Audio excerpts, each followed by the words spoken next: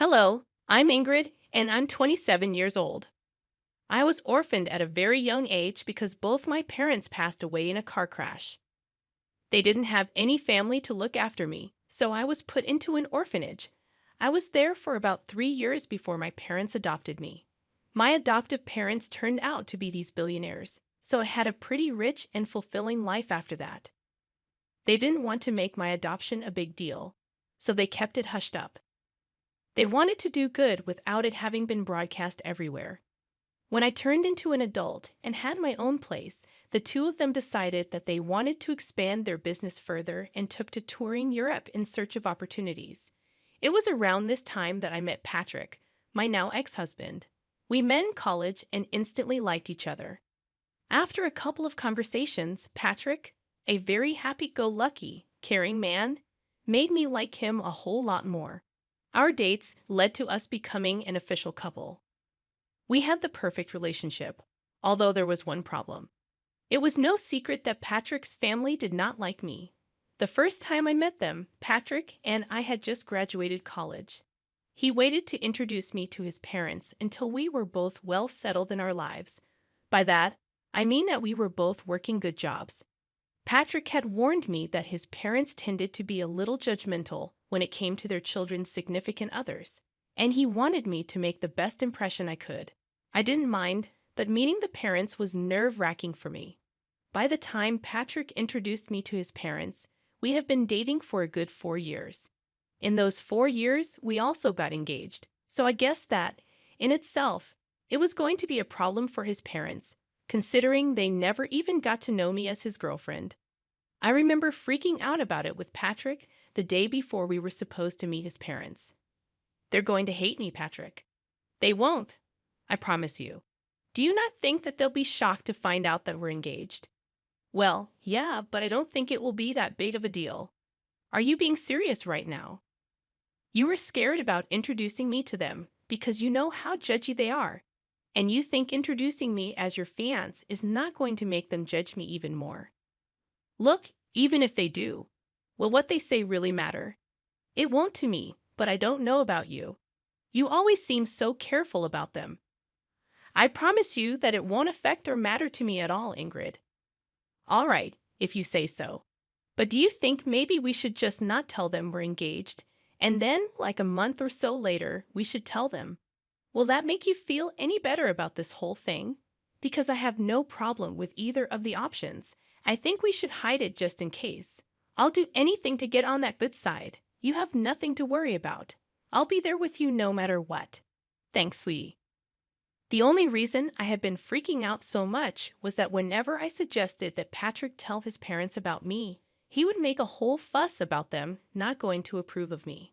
Now, at this point, I began to kind of understand why. You see, Patrick's family were pretty rich, and they loved to live lavishly. They wanted that for their children as well, and the only way they accepted their children dating was if they also mingled with people who were as rich or even richer than them. The way I was living back then was by no means rich according to their standards. I hadn't told Patrick about my family because I didn't see the point of it. Plus, by the time I figured out why he was so adamant about not letting me introduce myself to his parents, I felt like it was even more unnecessary for them to know just who my father was. I wanted them to like me for me and not for my money. I naively believed that they would like me that way, but oh boy was I wrong. We decided to meet Patrick's parents at a fine dining restaurant. At that time, Patrick held my hand as we walked in. I wore my engagement ring on my necklace because I wanted to keep it on me without actually drawing any attention to it. When we got to our table, his parents already looked upset. Patrick told me to expect that because they were big sticklers about time. When we had arrived exactly 2 minutes late, well, we were already off to a bad start. His parents gave me a once-over and twisted their faces into disgust. They proceeded to ignore me for a little while as they made conversation with Patrick. I will admit I felt really small in their eyes. The longer they ignored my presence, the stronger my urge grew to leave. I kept my head down for the most part until finally, Patrick drew his parents' attention towards me. Mom, Dad, you can't just keep talking to me here. This is my wonderful girlfriend, Ingrid. Oh, hello. It's a pleasure to meet both of you.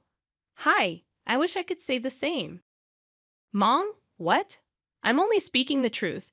So, Ingrid, I heard you and Patrick met in college. Is that right? Yes, we did.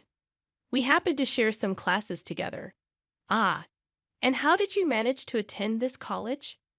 From what I know, the tuition is pretty high, and it's a pretty hard place to get into. Dad, that is enough, Patrick. You will not speak to your father that way. He's asking a very valid question, Ingrid. Please answer him. Well, I got a full ride there. I'm super grateful I got to go there because not only did I get to learn a lot of things, but I also got to meet Patrick, which has been one of the best things that has happened to me. Of course, it's one of the best things that's happened to you. He's loaded, and you need that kind of money. At least you have some brains because your looks aren't all that good. You know what? That's enough. We're leaving. Come on, Ingrid. Patrick grabbed my hand, and we walked out. I was in shock at the way that his parents had treated me. I couldn't believe that people could be so mean so openly and to the person's face. I was in too much shock to even feel anything. The car ride back home was silent because Patrick was fuming. When we reached home, Patrick made it a point to make sure that I was doing okay.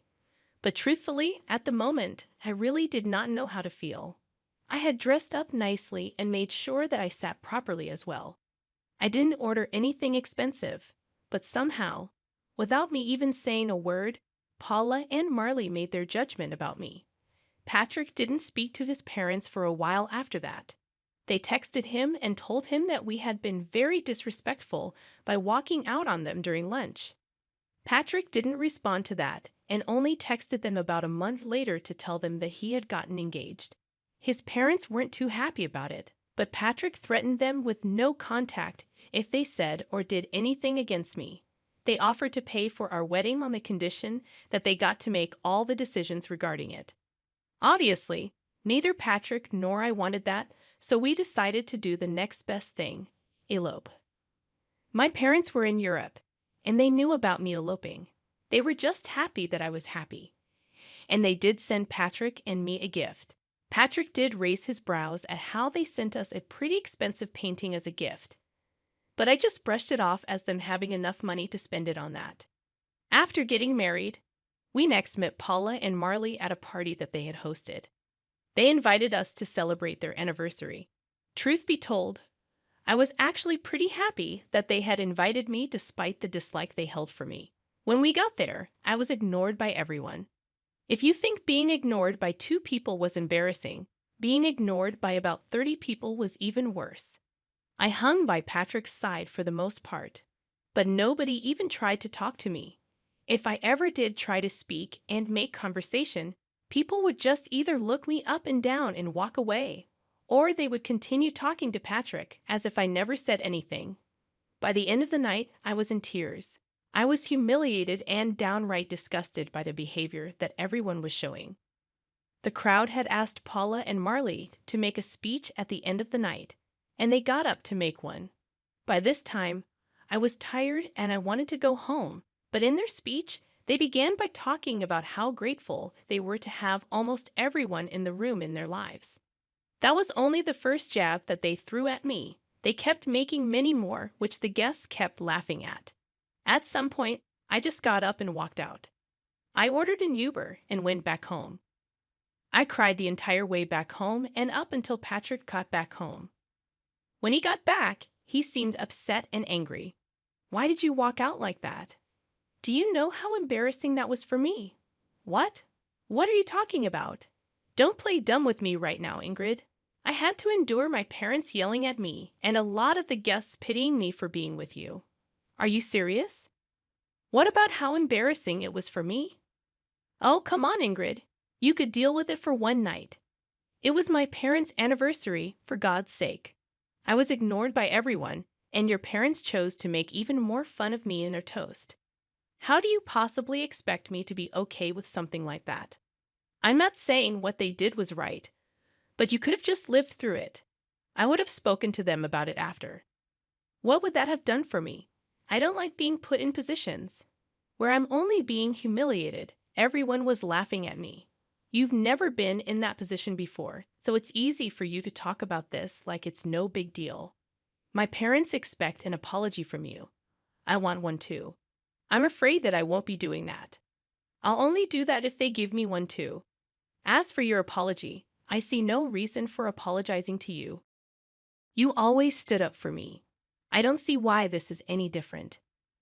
This is very different because, unlike before, you humiliated my family in front of all our guests, and your parents humiliated me, your wife, in front of all their guests. Maybe my parents were right about you. You're impossible. With that, Patrick went to sleep in the guest bedroom. I couldn't understand why he had a sudden change of behavior. Was it really that bad for him after I walked out? He was always the first person to stand up for me, especially considering the fact that I was usually bored with whatever his parents had to say about me. For me to walk out should have been the biggest signifier of just how bad they made me feel. Yet Patrick didn't seem to care about that. Patrick didn't talk to me for the next week. I also got a lot of texts from his parents, calling me ungrateful and an embarrassment. I tried to talk to Patrick, but he refused to. Eventually, I decided to give in and apologize to both him and his parents. Even that felt humiliating, but I was willing to go through it because I loved Patrick, and I didn't want this to be the hill I died on. Things after that only got worse for me. Patrick's parents retired and spent a lot of their time hosting family dinners. They hosted it once a week, and Patrick was always invited. The first time they hosted it, Patrick brought me along with him to their house. As soon as I stepped in, the atmosphere in the room got awkward. Paula was busy getting ready, so she didn't see me immediately, but Marley and the rest of Patrick's siblings awkwardly glanced at me. They didn't talk to me, and Patrick left me to stand by myself while he caught up with the rest of his family. When Paula came downstairs, she saw me and practically flew over to me in rage. "What are you doing here?" "Excuse me?" "No, I will not excuse you. What are you doing in my house right now?" "Well, you invited us for dinner." "Wrong. I invited Patrick because it's a family dinner. I'm Patrick's wife, so I'm a part of this family, am I not?" "Absolutely not. An orphan like you deserves no space in this family." "What? You thought you could hide the detail from us. We do background checks on our children's spouses, and you are not in my son's league whatsoever. I will never accept you here." "Why not?" "That can't be the only thing that determines whether I get to be a part of your family. You're ugly and poor. You'd never fit into our elite circles. I never want to see you again." "Why are you being so superficial? Are you scared that I'll damage your reputation just by existing? Does the fact that I bring your son happiness not satisfy you? If happiness brought in money, a lot of people would be billionaires. This is exactly why you'd never fit in with us. Or maybe I'll just never be as superficial as the rest of you because I value who a person actually is. You never even took the chance to get to know me before casting your judgments on me." "I'm glad I don't fit in with you, Ingrid. That's enough. Here's some money. Get yourself and Uber and leave." I stared at Patrick in shock as he held out the money. He shoved the money in my hands and turned back around towards his mother. She smirked at me. I felt tears spring into my eyes as I turned back around and walked out. I was once again crying in the Uber. I didn't understand why Patrick had changed so drastically. Was this his way of making up to his parents after the party? Whatever it was, I was hurt and angry at him. He was okay with his parents using my past as an insult and defending them instead of me, like he usually did. I wanted to yell and scream, but I knew that would only project a worse image of me and prove them right, which is why I walked away. I tried to think if anything I said was out of line, but I really did not see anything wrong. I was merely standing up for myself, calmly, might I add. After Patrick came back home, he went back to not talking to me. My heart was breaking, and I felt so alone. I knew that he expected another apology, but I couldn't bring myself to do it like the last time. Paula had blatantly insulted me in the worst way, and Patrick was angry at me for it. If anything, I expected an apology from him. For the next 2 weeks, Patrick and I didn't speak to each other. It was hard at first, but I got used to it. Eventually, the dinners his family hosted still happened, and about once a week, I was all alone at home, which I truthfully did not mind. On one of those nights, my parents video called me. Hey, honey. Hey, sweetie. How's it going? Hey, Dad. Hey, Mom. Things are not good. Why? What's wrong, sweetie? If you need help with anything, feel free to ask us. I don't think this is something you guys would be able to help me out with, but thanks for the offer. Where's Patrick? Is he not helping? That's the thing. He's part of the problem. Huh? Sweetie, could you be a little more clear about what the problem is? Well, his parents are pretty wealthy and also very snobby. Oh, I hate those kinds of people. Tell me about it. Anyways, they thought that I was some poor girl who could never live up to their standards and fit into their elite circles. So they took it upon themselves to humiliate me every time that I met them. What the hell? Oh yeah, and the last time I went over, Patrick's mom decided calling me an orphan was a good insult. Oh, that woman. I'm going to claw her face off.